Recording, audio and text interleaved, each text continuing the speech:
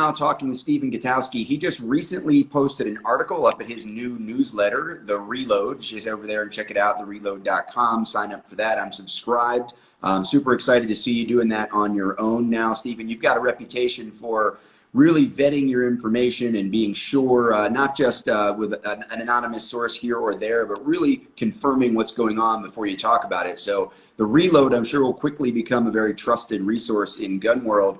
Tell us what you know now about gun making, gun parts, ghost guns, as they're called in the media. What's going on with the ATF? Yeah, so today at The Reload, which is my new publication that I just launched yesterday, but we have the draft proposal that the ATF and the Department of Justice are circulating that seeks to essentially ban the sale of unfinished receivers. What a lot of people refer to as 80% lowers when you're talking about an AR-15, and essentially the ATF argues that these unfinished parts can be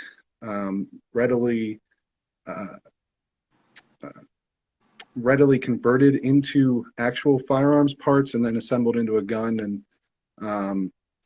and there's no requirement to serialize the gun or perform a background check when selling the unfinished parts. And so that leads to, in the ATF's estimation, issues with tracing and preventing, prohibited persons from purchasing and these unfinished parts and then building their own firearms, even though that, of course, would be already illegal under federal law for a felon to construct or manufacture or possess a firearm of any sort. But essentially, the ATF is arguing that these are people who sell the unfinished firearms parts and jigs and kits for them to be completed and turned into functional firearms are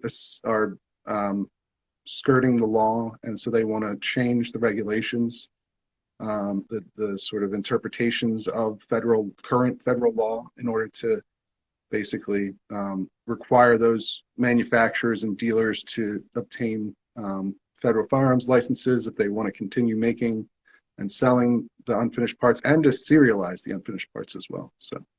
So we're talking about, I happen to have a kit here. This is, as we say, a non-gun object that lives inside of this this jig when you buy this, right? So this currently is not considered a firearm by anybody. It is designed, obviously, and intended to be made into a firearm with some work, some milling and drilling and maybe sanding, filing, smoothing out, then obviously assembling it with the parts by an individual that does not need to hold a manufacturer's license to build their own firearm for their own use, and in most of the states in the country anyway. And these things are sold just like a cap gun would be, like a piece of plastic would be, like some parts at Home Depot might be, like lower parts kits, the stuff that goes into this once this is made into a lower, like this. So we a frame or a Glock lower, if you will. This one's 3D printed, and that kind of begs the question, right? Now you have obviously read this 107-page document, as I understand, and it begs the question, like, if this isn't a firearm, but move the bar at the ATF and it becomes a firearm and it becomes regulated, it has to have a serial number there instead of a blank plate. Like, when does this filament that goes into a 3D printer that turns into this 12 hours later, when does this become regulated, right? Like, how many percents do we get? Yeah, well, that's the interesting question here, right? Basically, my reading of it, there really isn't an exact standard on that front as to like what. I mean, to be fair, 80% lowers now. That's not like an ATF standard. It's just a marketing term. Right. There's no sort of like, oh, at 80% complete, it's not a firearm, and 81% it is. So it already doesn't work that way anyway. But Right. The ATF certainly wants to expand the rule for what qualifies as a firearms receiver, mainly by adding language that would make anything that is readily convertible into a firearms receiver regulated as though it were a firearms receiver. So something like your polymer 80 kits that you just showed Right. would presumably fit under that rule, and couldn't be sold without being serialized or the seller having a license. And And there were so a the couple way that they things. determine that I was gonna say is there were a couple basically specifics, right? they have specifics. They have like subjective standards basically that Okay. they put into this. So it has to do with things like the ease of completion, basically how long it takes to finish the gun. And did I Um, see an 8-hour reference from your article? That they said like an 8-hour workday. yeah, basically what they did is they referenced a number of court cases that deal with machine guns, where that language is already, part of this, how they regulate, machine gun parts, machine gun receivers. So if something can be readily converted into a machine gun, then it's regulated as though it is a machine gun. And there have been court cases over the years that go into, what readily converted means. And so one of the examples they gave was a case apparently from, I believe, from the 70s, where I'm going to look up this part here in the, but basically they describe in that their summary of the case, they talk about how it was determined that because it only took 8 hours with access to a standard workshop, that the part in question was readily convertible into a machine gun. And so basically the ATF is saying, like, here are some examples of what readily convertible has meant to the courts in the past that we would probably go off of in our determinations. ATF is essentially setting themselves up. They do this a lot. I'm sure your people who are watching understand this, or people who follow you. No, the ATF likes to give themselves quite a lot of leeway in determining when something is or isn't a violation of federal firearms statutes. So, for instance, for licensed gun dealers, right? The law on that, the statute says that you have to be in the business, Right. or if you are in the business, you have to get a license, a federal firearms license. And so what does that mean? Well, it can mean all sorts of things. And the ATF has gone to the point to saying that even just selling a single gun could mean that you're in the business of selling firearms, and that you need a license, and they can charge you for a felony if you don't have the license. And Yeah, the usually lack they of use clarity is an issue. The lack of clarity is an issue on pistol braces. The lack of clarity is an issue on who needs a federal firearms license. And that, of course, leads to the accusation that people who sell some of their guns privately at gun shows, who rent a table and set their own, if they're having an estate sale, or they want to clean out their safe, or they want to get rid of some old stuff, buy some new stuff, that then they get attacked for having a gun show loophole, things like that. And so the lack of clarity from the ATF not only helps the ATF sort of be subjective and be able to waggle around, but also it hurts the gun rights movement, because it allows attacks from the other side about skirting laws and working around laws and all this menacing, nefarious stuff like ghost guns in general. Now, there is some backstory to the ATF and their interpretation. As you said, it's not really 80%. It's really just a subjective, a company like Polymer 80 sends out, well, here we got these pieces of metal, and we have this jig, and we have this piece of plastic, and these drill bits. Can we put all these in one box and sell it without needing to sell it as a firearm? ATF has said historically, yes, sure. And then what happened with the Polymer 80 company specifically, I think it was in early December. It was early December last year. ATF showed up and said, wait. we noticed that you're also putting this stuff and some other things all together in the box and making it easier for people to complete the gun without having to like do more shopping.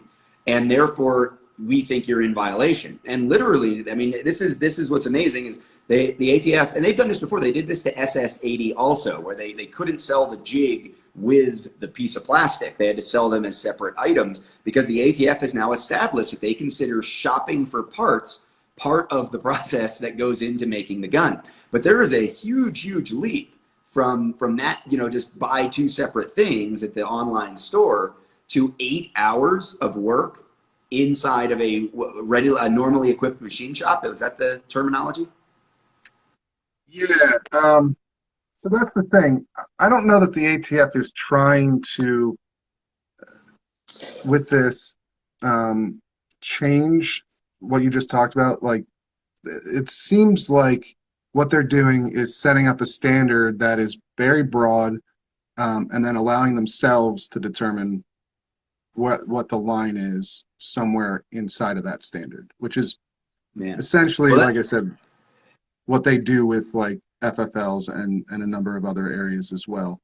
So here's what they've, you know, put out. They want to define readily in this in the Federal Register, like the regulations that they're trying to change. They want to add a definition for what readily means, because they want to add readily convertible into the definition of firearms receiver, so that anything that is readily convertible into a firearms receiver under the ATF's estimation is regulated the same way as a finished firearms receiver.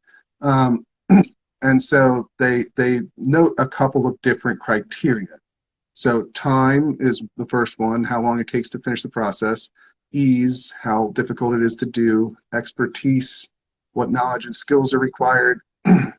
Equipment, what tools are required. Availability, whether the additional parts are required and how easily they can be obtained. Expense, how much it costs. Scope, the extent to which the subject of the process must be changed to finish it.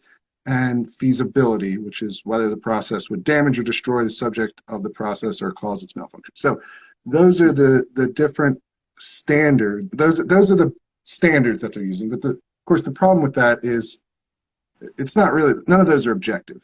Right. Yeah, it's all very subjective. And so one of the fears I have, right, is the gun community. Remember a couple weeks ago, Biden came out and said, you know, some of these kits can be made into guns in less than 30 minutes. And I said, well, that's the Biden challenge, I guess. Let's all sit down at the table and see if, you know, how fast we can build polymer 80s.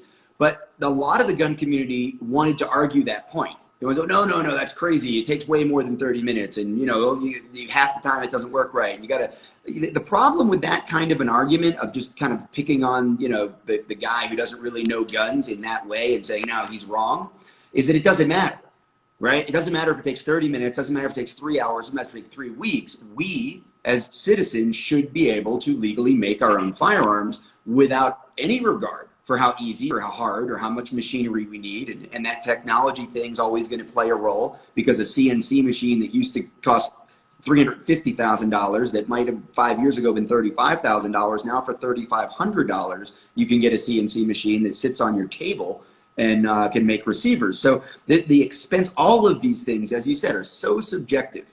We need to remember that this isn't about how hard it is. It isn't about how expensive it is. It's about yes or no. Is this legal or not? It certainly should be. And if it's not, it's an infringement. And that's the kind of clarity we need on these topics, I think. And it sounds like this document doesn't offer any of that. No, I don't think you're going to find any sort of objective standard in that regard. I will say that so they lay out a couple of court cases that, you know, sort of inform their thinking, I guess, on what readily means. And that's where the 8 hour with access to a machine shop comes in. That was one of the cases. They gave one example of a case where it was determined that, you know, something wasn't readily convertible, and that was where a case where it required a master gunsmith in a gun shop with $65,000 worth of equipment and tools in order to, you know, make the conversion possible. So that was their example for what wouldn't fall under readily available. So that's sort of their, I guess, their limiting. Pretty high bar. Was there factor. anything in there Everything about else- serializing other major components, like European style, like where you'd have to serialize a slide or serialize a barrel? Was any of that covered in this document? Yes. So, well, one thing I should address too is that this is all specifically about the sale of these items. So, technically, this doesn't change anything about the legality of making firearms at home for your own personal use, or even selling them. It does change something about selling them.